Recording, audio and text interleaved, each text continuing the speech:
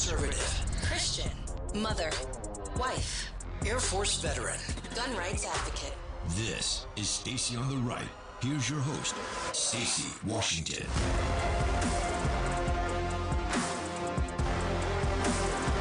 You're live and direct with Stacy Washington here on SiriusXM's Patriot Channel. Kate Monroe is a U.S. Marine Corps vet, founder of Border Vets and House the Heroes, CEO of VetCom. She's a California resident. Thank you so much, Kate, for coming on. I'm excited to be here. It's a good week. Well, it's a fantastic week, but not so much for California. I was keeping up with the wildfires, and I know that Northern California has actually, or not Northern California, north of LA, they're now under evacuation orders. 50,000 people have had to leave their homes. Give us any updates that you can on the fires. Well, the fires, as everybody can see, is a travesty. I mean, the amount of people that are displaced, the amount of people who likely, especially, they're in the Palisades area that might not ever get their homes rebuilt, that were completely abandoned by insurance, is just wild to everybody here. California, as beautiful as it is, really lacks infrastructure and leadership. It's scary to think that there's another huge fire. I mean, it had already, I think earlier today, it had already burned 5,000 acres. I can't imagine the destruction that's going on now. But we are leaderless people here in California. Our leaders do not understand the gravity and the magnitude of running a state the size of the country. And we lack leadership. We lack guidance. I hope when President Trump comes out that he can provide some modicum of leadership here to the great state of California. But it's a scary situation. I'd hate to be living up there. So I'm glad that what you're sharing seems like a realization that many people in California, especially the affected area, that they're coming around to that they're understanding that this isn't just some climate change phenomenon. The wildfires are an annual occurrence. The Santa Ana winds are not new this year. So infrastructure should have been there in place to deal with these issues and to mitigate them. And the people are paying taxes. They're allocating money through assembly bills. They're doing what they need to do in the vote, except electing Republicans. And I know, that's taboo there in California and many, many areas, but that's really the answer here, is to elect some competent business-owning Republicans to come in and take control of this situation and bring things back to working order. Well, you see a lot more business owners run for these seats on the right. And on the left, you have a lot of people who are just good at fundraising, and they have a sort of personality, but they don't actually understand the gravity of what they're doing. Here in California, we decided to prioritize a tiny fish, basically a bait fish, over people. We prioritized emissions on these fire trucks from Oregon over people and over their homes and over their safety. We didn't have the water. We hadn't cleaned up, all of our brush that we have here. I mean, everybody wants to say it's a natural disaster. A natural disaster is a tsunami, is an earthquake, is a tornado, or hurricane. A fire that somebody starts, it's called arson. It's not a natural disaster. Once you have illegal migrants and homeless people starting fires in your state, the wind's going to grab a hold of that fire and spread it. But nature wasn't the cause. Our feckless leadership here in the state was the cause of these fires getting to the point that they did. Your assessment is dead on. It's my hope that in the next election we'll see some change there, because that's what it's going to take. They're going to need new leadership there. So let's now turn to, this has been such a glorious week. President Trump has, as usual, outperformed all expectations, and he hasn't even been there 5 days yet. He obviously spent a copious amount of time when he was off, the 4 years, planning his return, and it has been nothing short of spectacular and inspiring to see someone who has been so maligned, so attacked, so maliciously hunted, to see him stand up in this way and do such a great job for the American people. And it's just like we're literally on day 4. Well, not even a whole 4th day, because the first day was like a half a day. I mean, it's just been unbelievable. Were you at the inauguration? Do you have any thoughts on what we've seen this week? I was not at the inauguration. I was actually having to be, like President Trump, I had a bunch of lawfare, gaslighting, and grandstanding going on in my own business. that we ended up, being victorious on. But I took a page out of President Trump's book and said, you know what, I'm a Marine Corps vet.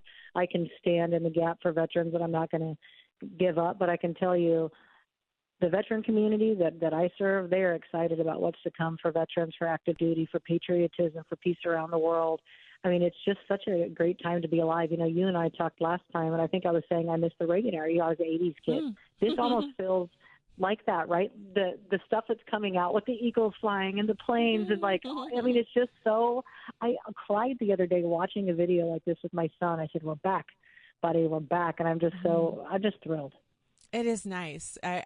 So I'm usually the one weeping a little tear or two at things like this, but this week I haven't had any tears, but I have had some very real, palpable joy wash over me. I guess because maybe I was holding my breath a little bit, and feels like freedom. It just feels like a breath of fresh air on a dry, hot day. Where you get a nice cold drink and you get some breeze blowing through, and it's so refreshing. You can almost feel your soul uplift, and that's what I felt this week because I've just been I've been angry, like low simmering boil, over the deaths of the young women, the rapes of the children, the 300,000 aliens lost, the rape trees. I mean, I could just list it all off for you. And you know what I'm talking about, the way that our military has been treated, the lack of faith that we have in the leadership of the military is supposed to be rock solid. We're supposed to be able to depend on those guys because they hold the lives of our active duty service members in their hands with their direction, with whatever they order them to do. And they have been so derelict and so disgusting.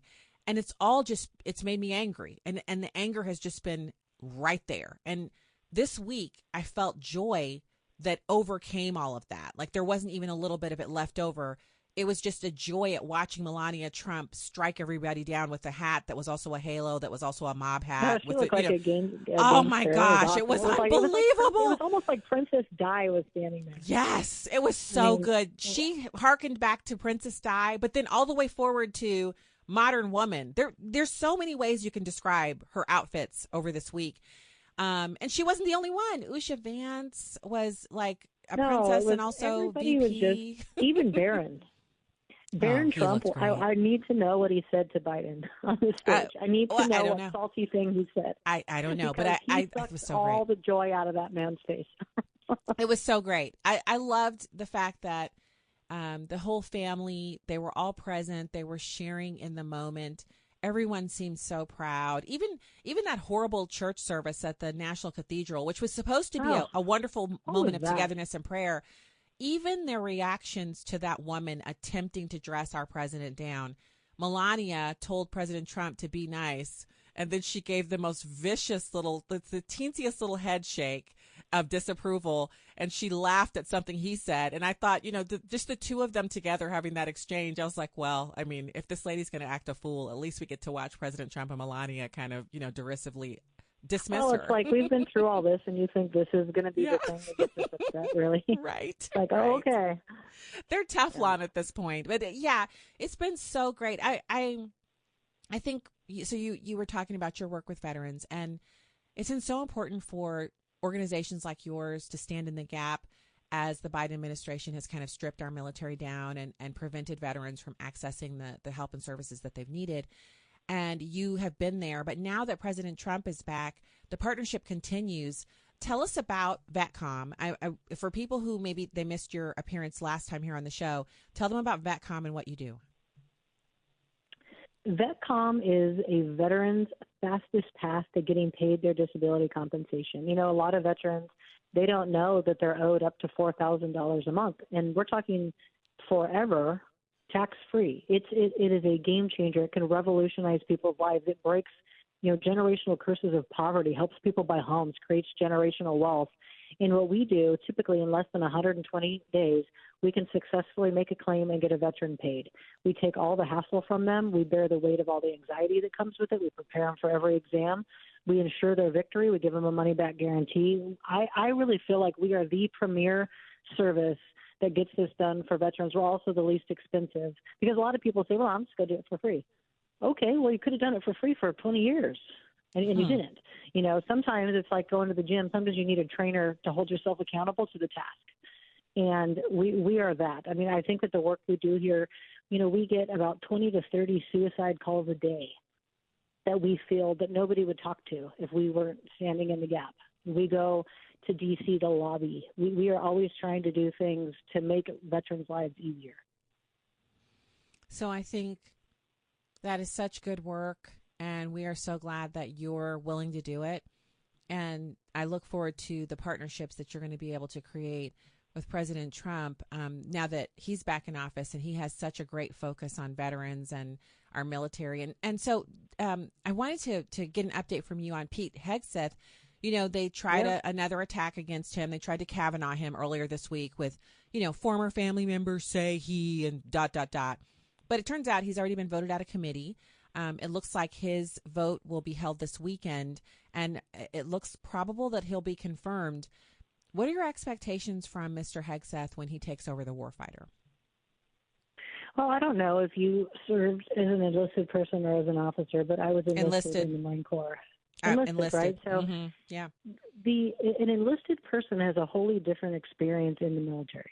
And it's really the enlisted people that do the actual work, I think having somebody that understands the guy all the way on the ground is the perfect person to lead us back to the lethality, to the patriotism, to getting recruiting numbers up, to bring some excitement and weed out and get rid of all of this wokeism and this DEI nonsense. The military, as you know, isn't for everyone. It's not everyone's calling. Not everyone belongs in the military. It's not good for our country thinking that everybody gets a trophy. It just isn't that. And I think that he's going to provide the kind of strength it's going to take to hold the Pentagon and those funds accountable. So I'm excited about it. The rest of the world should be very worried about what they are doing to attack the U.S. if you have somebody like Pete Hegseth in. I think it's going to be pretty exciting. I agree with you about, so this is not to malign officers, but there's a huge difference in the experience. And the other part is, when we're talking about someone who's going to lead up the entire Department of Defense, we need someone who believes in standards. And right now, the standards in the military have been watered down. There have been a lot of different changes that have been made that are not geared towards military readiness. And without a focus on military readiness, we don't have a warfighter. We have a social experimentation engine. And Americans can't expect to win wars with that. America relies on that. Yeah. We rely on having a lethal fighting force. Today I was asked earlier, Kate, what would you say of them calling Pete Hegseth a misogynist because he doesn't want women to serve in combat roles? I said, well, I guess I'm a misogynist too, because after serving in the Marine Corps, I can tell you that there are combat adjacent roles, there are support roles, there are certain things that women can't do, but they don't have any business right there in the trench. They put the mission at risk. In the Marine Corps, we have a very good understanding of why we do these things. And I don't think it makes him bad at all. Women need to be somewhat protected by men. So to think that you need to be out being a man is crazy to me. Well, so I just thought that was funny. That's where he lost you, is he didn't want women to get killed in combat. Okay, got it. I'm like, right. what a jerk. I'm the same. I'm like, so every single woman I've ever met on active duty has told me definitively that they don't want to serve in combat units. And then I know there are women who've served in combat, women who've flown fighter jets, but I don't know those women. I've not met them. I've only read their stories, seen their articles, But the women I know that I've talked to, and it's quite a few, have all unilaterally said they don't want to be in combat units. So this idea that women are chomping at the bit to serve in combat, it's bullcrap. It's a leftist wet dream, and we shouldn't be putting up with them lying about us. They already don't even know what a woman is. I can't even understand how they get to comment on this. Well, we need to completely eradicate all, non-binary, trans, like all of that out of the military. No one's saying you can't be those things. You just can't be them in the military. You're putting everyone else you serve with at risk. You're lowering the standard. You are trying to get the military to adjust to you, and it's not the military's job to make sure that you are happy and you are taken care of and you get your surgery. Your job is to serve in the military and serve your country. We have so much work to do, and I can't wait until Pete Hegseth is confirmed and to watch him transform our military back into a fighting machine that wins wars. And the only way you win a war is if you know what the strategic objective is. We have to have that kind of discipline back in our armed forces. It's so good to have you here. I'm so grateful that you could make it with us. Kate Monroe, U.S. Marine Corps vet, founder of Border Vets, House the Heroes, and CEO of VetCom. Thank you so much for coming on. Thank you so much. All right. Have a great evening tonight. Stay safe out there.